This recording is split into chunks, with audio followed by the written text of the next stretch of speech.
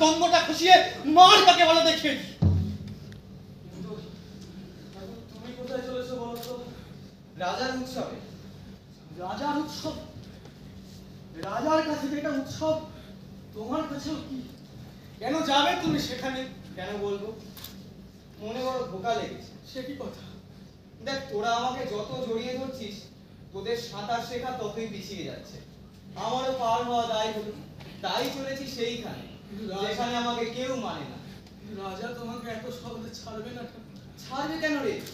যদি বাঁধতে পারে তাহলে আর ভাবনা রইল কি? কিন্তু বাবা ঠাকুর, তোমার গায়ে যদি হাত তোলে সইতে পারবো না। আমার এই গা বিকিয়েছি যার সনে, তিনি যদি শন, তোদেরও সইবে। ঠিক আছে, চলো শুনে আসি, শুনিয়ে আসি, তারপর কপালে যা থাকে তাই হবে। তবে তোরা এখানে বস, এই জায়গায় আগে কখনো আসিনি, এই পথঘাটের খবরটা একটু নিয়ে আসি। ঠিক আছে, চল। গণেশ!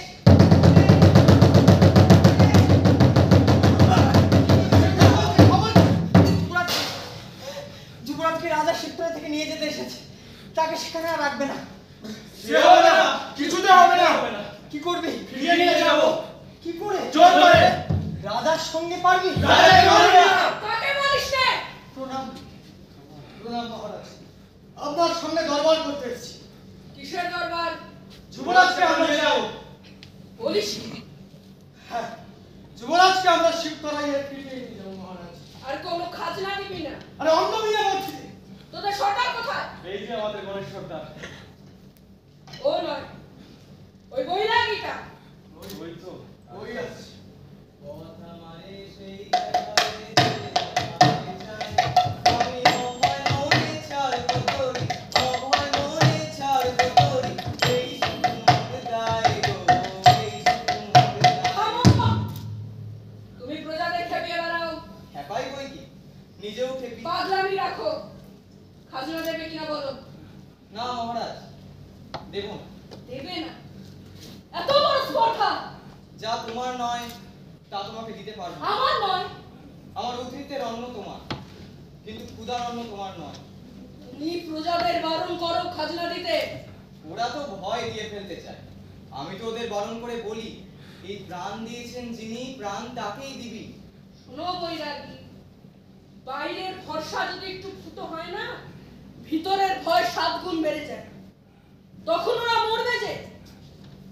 দেখো বৈরাগী, তোমার কপালেও দুঃখ আছে। যে দুঃখ কপালে ছিল সে দুঃখ বুকে তুলে নিয়েছি।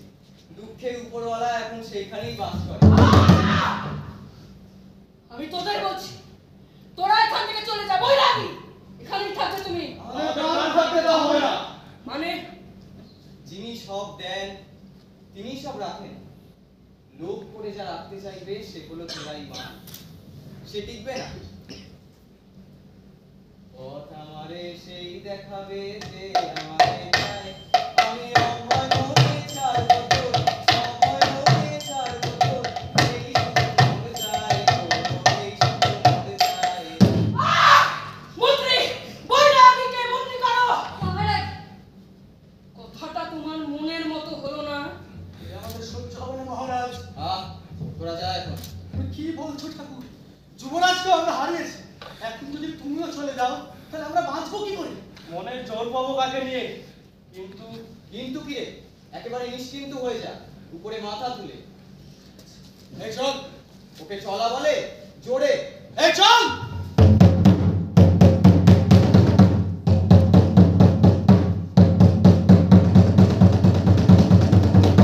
পথ আমারে সেই দেখাবে যে আমারে চায়, আমি অভয় মনে ছাড়বো তোর, অভয় মনে ছাড়বো তোর, এই সুমুখ যায় গো, এই সুমুখ যায়।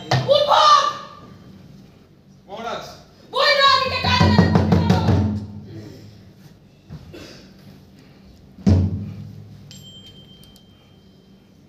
প্রভু আমার, প্রিয় আমার, পরম ধন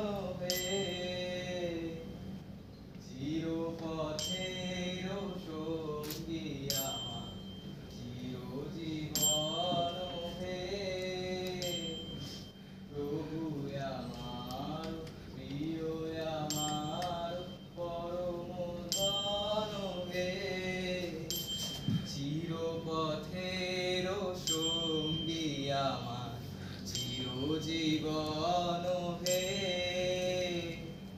তৃপ্তি আমার অতৃপ্তি মোর মুক্তি আমার বন্ধন ডোর দুঃখ সুখের চরম আমার জীবন মরণ হে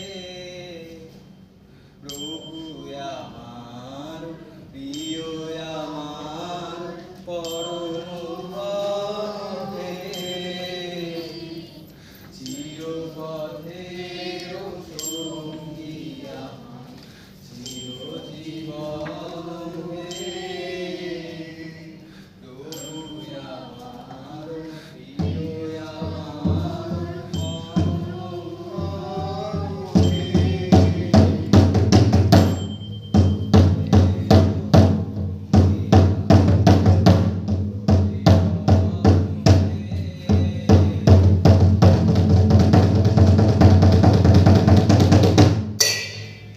না না না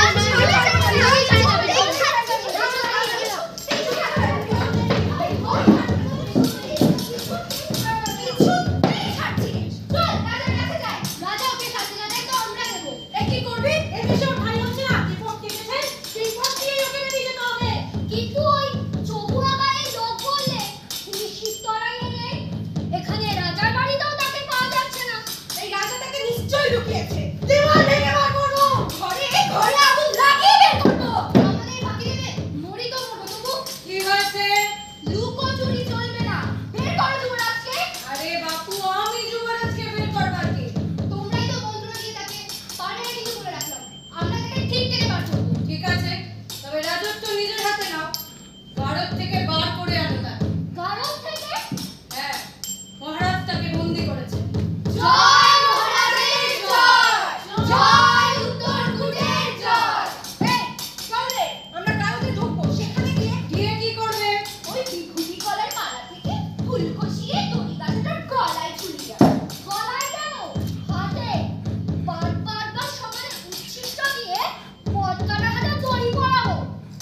যুবরাজ পথ কেটেছেন বলে অপরাধ, আর তোমরা যে ব্যবস্থা ভাঙছো তাতে কোনো অপরাধ নেই। আর যদি ব্যবস্থা ভাঙি তো কি করবে?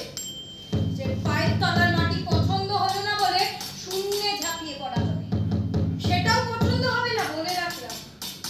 একটা ব্যবস্থা আগে করে নিয়ে তারপর অবস্থা ভাঙতে হবে।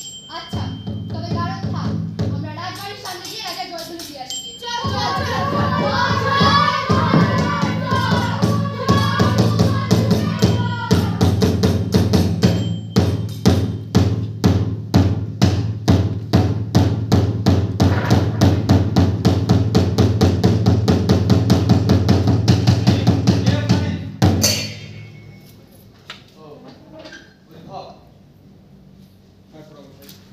অন্ধকারের জন্য অপেক্ষা করছি। আমার কিছু শেষ এই মতো কাজ হয়েছে। অল্প করে জানতে পারবেন, কিন্তু মনে সংশয় করো না, রাজা তাকে মুক্তি দিতে প্রস্তুত নন, কিন্তু তাকে না জানিয়ে যদি এই কাজটা সাধন করে থাকে তাহলে তিনি বেঁচে যাবে। কিন্তু সে যে আর কখনো আমাকে ক্ষমা করবে না। আমার সৈন্য আছে, তারা তোমাকে আর তোমার ছেলেকে বন্দি করে নিয়ে যাবে। সেটা আমারই।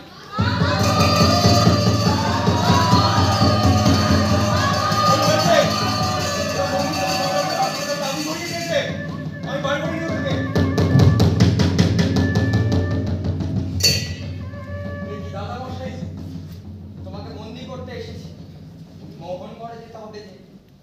কিন্তু আমাকে যে আজ কিছুতেই বন্দি করতে পারবে না দাদা মশাই, না ক্রোধে না স্নেহে।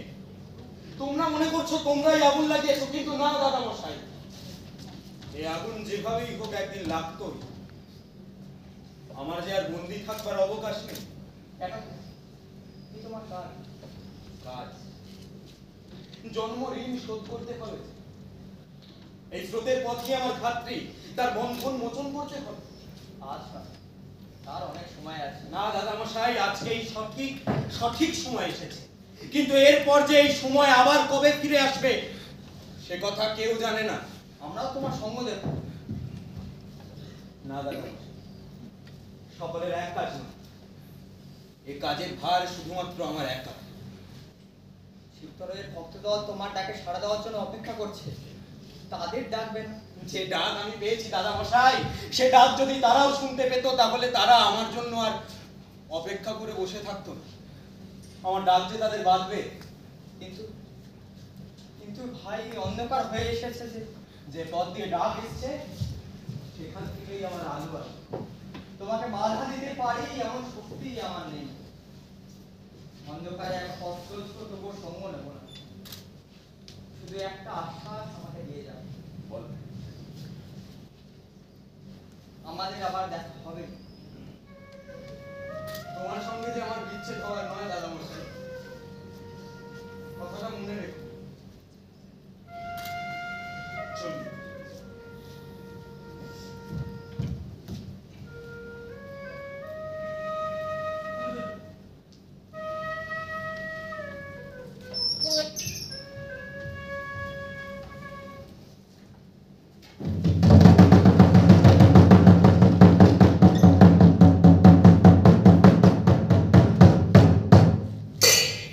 মহারাজ মহারাজ মহারাজ শিবির শূন্য যে, দু তিনজন প্রহরী ছিল তাতে তো হয় না। তারা যেখানেই থাকুক না কেন, অভিজিৎ কোথায় জানা চাই। শাস্তির দাবি করছি মহারাজ। যে শাস্তির যোগ্য তাকে শাস্তি দেওয়ার জন্য আমি কি তোদের অপেক্ষা করে থাকি? তাকে খুঁজে না পেয়ে লোকজনের মনের মধ্যে সংশয় তৈরি হচ্ছে। সংশয় কার সম্বন্ধে? আমায় ক্ষমা করবেন মহারাজ, এই লোকজনের মনের ভাব বোঝার দায়িত্ব আপনার, আমার না। তাকে খুঁজে পেতে যত দেরি হবে তারা ততই অধৈর্য হয়ে পড়বে, পরে কিন্তু তারা আপনার শাস্তির রক্ষা করবে। মহারাজের আদেশের অপেক্ষা না করে আমি নন্দী সংকটের ভাঙা দুর্গ গড়ে তোলার ভার নিয়েছি। আমার হাতে দিতে পারলে না কেন? সেটা আপনার বংশের অপকীর্তি, তাতে আপনার গোপন সম্মতি আছে এমনটা সন্দেহ হওয়া স্বাভাবিক। মহারাজ মহারাজ জনসাধারণ একদিকে আত্মোৎসাহ, অন্যদিকে ক্রোধে উত্তেজিত। আজ অধৈর্যে তারা অধৈর্যকে উত্তম করে তুলবেন না মহারাজ।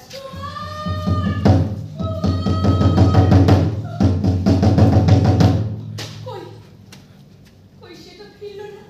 কেন তাকে খুঁজছো? তার সময় হয়েছিল, ভৈরব তাকে নিয়েছেন। ভৈরব কি কখনো ফিরিয়ে দেন না? ভৈরব কি কেবলই খেয়ে নেন? চুপি চুপি রাতের গভীর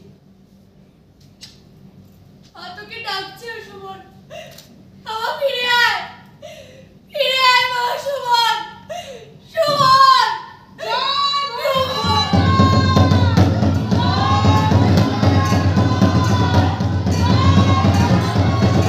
এইগুলো বাদ ভাঙার শব্দ। হ্যাঁ, এটা জলস্রোতের শব্দ। আমার তাই মনে হচ্ছে। শব্দ তো আরো বেড়ে উঠছে। শব্দ বেড়ে উঠছে আরো। বাঘ কে ভাঙলে? কে ভাঙলে বাঘ? আজ কারোর নিস্তার নেই। সুমন, সুমন, মন্ত্রী, মন্ত্রী অভিজিৎ কোথায়? মন্ত্রী আমাকে বলো, অভিজিৎ কোথায়?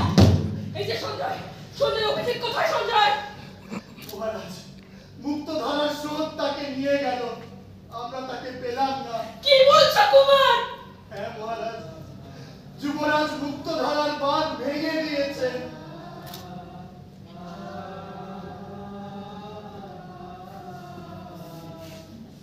শেষ মুক্তি,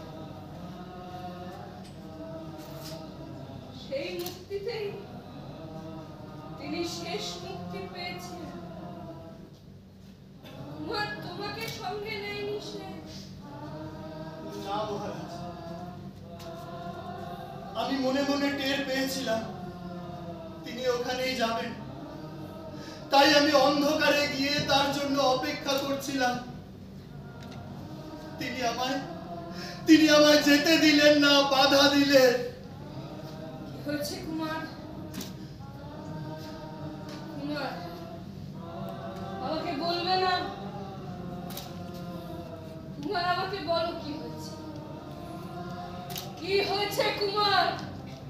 কুমার আমায় বলো, আমায় বলো কি হয়েছে? যুবরাজ কি করে যেন ওই যন্ত্রের একটা ত্রুটি খুঁজে পেয়েছিলেন, আর সেখানেই তিনি যন্ত্ররাজকে আঘাত করলেন। অভিজিৎ যন্ত্ররাজও সেই আঘাত ফিরিয়ে দিলেন। আর তখনই মুক্তধারার স্রোত যুবরাজের ক্ষত বিক্ষত দেহটাকে মায়ের মতো কোলে তুলে নিয়ে চলে গেল। কিন্তু আমরা তো যুবরাজকে যুবরাজকে খুঁজতে বেরিয়েছিলাম, তাহলে তাকে কি আর আমরা পাবো না? পেয়ে গেলি, তোরা যুবরাজকে চিরকালের মতো পেয়ে গেলি।